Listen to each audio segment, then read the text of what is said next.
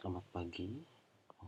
Pada hari ini saya akan menjelaskan metode statistik khususnya dalam menganalisa sensori di bidang peternakan atau di bidang pertanian dengan aplikasi. Nah, sebenarnya apa sih metode penelitian ini sangat dibutuhkan untuk menganalisa statistik sejauh mana efektivitas panelis dalam menilai suatu sampel. Nah, ada beberapa tipe pengujian secara statistik. Yang pertama yaitu ada uji pembeda atau discriminative test. Jadi uji pembeda ini merupakan uji yang dilakukan untuk mengetahui ada tidaknya suatu perbedaan karakteristik atau sifat sensori antara dua atau lebih contoh atau sampel.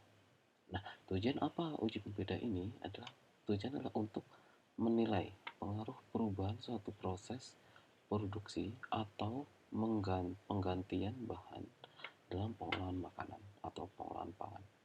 Tujuan yang kedua adalah untuk mengetahui perbedaan antar dua produk. Jadi untuk mengetahui perbedaan antar produk dari bahan baku yang sama.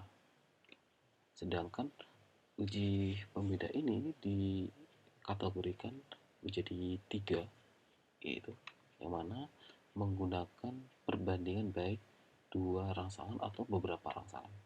Nah, ada yang pertama yaitu adalah pembeda sederhana, simple difference test atau true difference. Kemudian ada pembeda berarah, direction difference test. Kemudian yang ketiga ada pembeda mutu yang disukai atau quality preference. Nah, pembeda sederhana itu biasanya tidak berarah. Maksudnya tidak berarah itu biasanya sampelnya uh, itu kita bandingkan, tidak tanpa kita rencanakan. Kemudian panelis hanya menentukan apakah satu sampel tersebut ada perbedaan atau tidak, tanpa harus kita arahkan, tanpa mengetahui arahannya. Jadi tidak kita beri suatu prosedur, hanya panelis adalah ini yang beda, ini yang sama, seperti itu. Misalnya di dalam statistik itu ada uji sepasang contoh, kemudian ada uji triangle atau segitiga, kemudian ada uji duo trio. Nah, uji pembeda ini biasanya digunakan untuk membedakan uh, uji A bukan A. Uji A bukan A maksudnya sampel A, kalau kita analisis ternyata ini bukan A. Nah, biasanya dilakukan ketika pengujian apakah ada suatu perbedaan secara sensori di antara dua produk, khususnya apabila tidak dimungkinkan adanya 3 kali penyajian atau kondisi di mana uji segitiga atau uji dua itu tidak bisa digunakan. Nah, uji perbandingan berpasangan atau parent comparison test digunakan ada tidaknya suatu perbedaan antara dua produk. Jadi, uji A bukan A dilakukan ketika tujuannya adalah pengujian apakah ada perbedaan sensori di antara dua produk. Sedangkan uji perbandingan berpasangan ini digunakan ada tidaknya suatu perbedaan antara dua produk. Uji ini biasanya dilakukan, jadi uji perbandingan berpasangan dilakukan dengan atau istilahnya dengan one talent pairing different test. Bisa kita menggunakan comparison mean kalau di SPSS atau di Minitab ataupun di GMP kalau kita menggunakan aplikasi GMP. Nah, one talent pairing different test ini ada contoh. Misalnya pengaruh pemberian perisa rasa banana, rasa pisang ini maksudnya pada yogurt dan dianalisa dengan SPSS. Jadi dia membandingkan perisa sebelum dan sesudahnya. Ini berdasarkan kategori. Nah, salah satunya bagaimana caranya kita menganalisa data seperti ini. Nah, kalau kita menggunakan SPSS dengan jalan, kita mengklik analyze, kemudian compare mean, kemudian kita klik pairing sample test.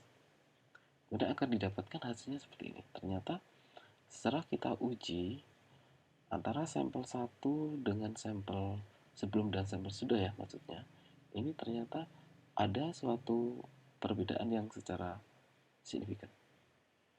Sedangkan korelasinya di sini tidak menunjukkan pengaruh yang signifikan. Tetapi kalau kita bandingkan, ternyata panelis bisa membedakan sampel yang dikasih banana atau yang tidak. Nah, bagaimana sih caranya kok dapat hasil seperti ini? Cara yang pertama itu adalah dengan data-data kita masukkan di seperti ini. Akan kita masukkan di Excel seperti ini. Penelitian kita untuk bandingkan dua produk yang sudah diberi rasa banana atau perisa. Nah, caranya mengukurnya seperti ini. Jadi tidak boleh asal ngikut. Yang pertama ada kita ini lakukan sebelum dan sesudah. Kemudian yang ke bawah ini adalah data-data yang sudah diisi oleh 11 panelis tadi. Nah, data ini nanti kita masukkan, ke SPSS. Caranya bagaimana? Kita bisa masukkannya salah satunya dengan mengklik SPSS. Nah, ini adalah data SPSS yang sudah kita buka. Nah, salah satunya bagaimana kita menginputnya? Salah satunya kita klik file, kemudian open, kemudian klik data. Saya ulang lagi, kita klik file, open, kemudian klik data. Nah, nanti akan muncul seperti ini. Data Excel yang sudah saya masukkan itu saya masukkan di dokumen, akan tapi di sini nggak muncul Excelnya, padahal kita harus memasukkan Excel. Nah, di sini ada file of type atau tipe file. Tipe file ini ternyata mendeteksi file tipe SAP atau khusus untuk filenya SPSS, sehingga ini harus kita rubah jadi Excel. Kita klik ke sini akan muncul. Nanti kita klik Excel karena kita menulisnya di Excel. Kita klik Excel. Nah, Excel ini bisa membaca format-format ELS, ELSX sama ELSM. Jadi SPSS itu bisa membaca jenis tipe Excel yang barusan saya sebutkan. Nah, di sini akan muncul nih data Excel. Ini ada formatnya ELS, ELSX, ELSX, ELSX. Ini ya data yang sudah saya input di Excel. Kita klik aja, kemudian kita open. Nah, ini ada worksheetnya di sheet 1. Sedangkan Excel yang tadi saya masukkan di sheet 1. Berarti sudah benar. Nanti seandainya di sini ada tambahan data lagi, berarti nanti masuk di sheet 2. Sedangkan kita masukkan di sheet 1, kita klik OK. Nah, kita nunggu sampai datanya running. Biasanya ini running datanya seperti ini. Ada running, kemudian akan muncul output biasanya. Nah, ini kita keluar, ini data yang sudah kita input di Excel akan tampil seperti ini. Kemudian ini ready untuk kita analisis di SPSS akan muncul seperti ini. IBM SPS Statistik Processor is ready. Ready maksudnya adalah siap untuk kita analisa. Siap untuk kita analisa. Kita klik analyze. Jadi analyze ini sama seperti yang barusan saya jelaskan. Untuk menanalisanya di SPSS, kita mengklik analyze, compare mean, parent sample t-test. Kita klik SPSS-nya, analyze, compare mean, baru kita klik parent sample t-test. Ulang lagi, analyze, compare mean, klik parent sample t-test. Nah, dari sini kita akan muncul seperti ini. Jadi ada data sebelum dan sudah, ini data sebelum sama sesudah. Nah, ini kita klik aja. Kita akan muncul di sini. Ini variabel satu adalah sebelum, variabel keduanya adalah sesudah. Kita klik sini, kita klik ini. Habis masuk semua data-datanya seperti ini, baru kita masuk ke kita oke aja. Nah, nanti akan muncul hasil. Nah, bagaimana kita menjelaskannya? Pada data yang awal ini adalah data statistik. Statistik dalam arti di sini data deskriptif yang memuat tentang mean rataan dari 11 panelis yang menilai sebelum sampai sesudah. Ini rataannya, N ini adalah jumlah panelisnya, kemudian ini adalah standar deviasi. dan error standar deviasi. Kemudian korelasinya, ini ternyata korelasinya non signifikan. Kenapa kok saya bilang non signifikan?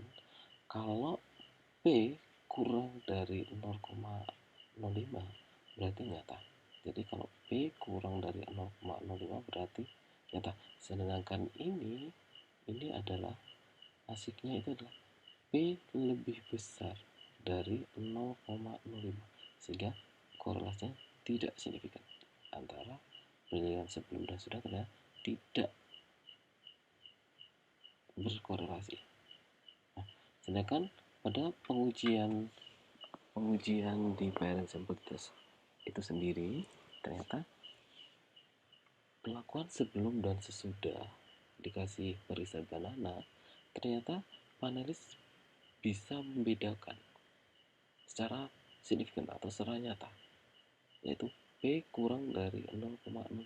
Sedangkan nilai di sini ini ada P kurang dari 0,05, yaitu 0,016 kurang dari 0,05.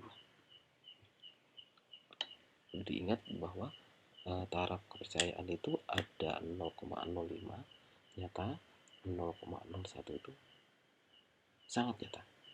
Kalau kurang dari 0,05 berarti tidak nyata atau non signifikan.